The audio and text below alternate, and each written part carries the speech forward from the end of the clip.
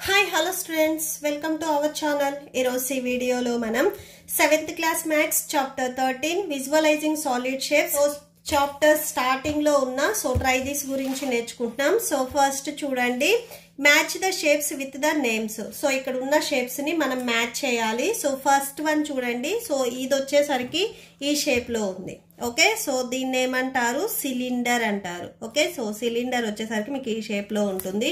So ఈ first object వచ్చేసరికి దీనికి సిలిండర్. ఓకే, అండ్ నెక్స్ట్ ఇది చూడండి బాల్.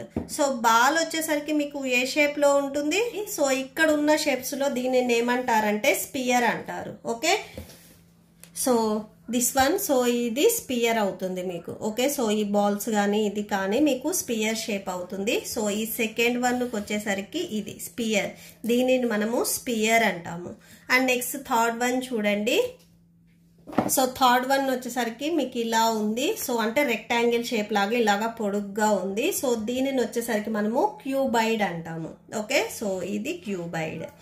అండ్ నెక్స్ట్ వచ్చేసరికి ఇక్కడ చూడండి ఆల్ సైడ్స్ వచ్చేసరికి సేమ్ ఈక్వల్గా ఉంటాయి. సో క్యూబైడ్ లో వచ్చేసరికి మీకు రెక్టాంగిల్ లాగా ఇట్లాగా కొంచెం లెంత్ ఎక్కువ ఉంటుంది. సో దీంట్లో వచ్చేసరికి ఏంటంటే ఆల్ సైడ్స్ ఈక్వల్గా ఉంటాయి.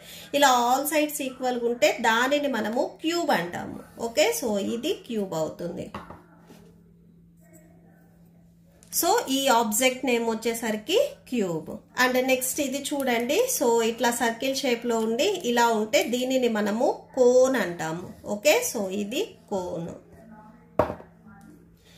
నెక్స్ట్ ఇట్లాగా ట్రయాంగిల్ షేప్ లో బేస్ కానీ ఇలా కానీ ఉంటే దీనిని మనము పిరమిడ్ అంటాము. సో ఇవి మీకు ట్రయాంగిల్ షేప్ లో ఉంటాయి. సో ఓకే, సో దీనిని మనము పిరమిడ్ అంటాము. Okay, so that's it. మీకు ఈ వీడియో నచ్చితే ప్లీజ్ లైక్ చేయండి, మీ ఫ్రెండ్స్కి షేర్ చేయండి, అండ్ మన ఛానల్ని సబ్స్క్రైబ్ చేసుకోండి. Thank you and thanks for watching.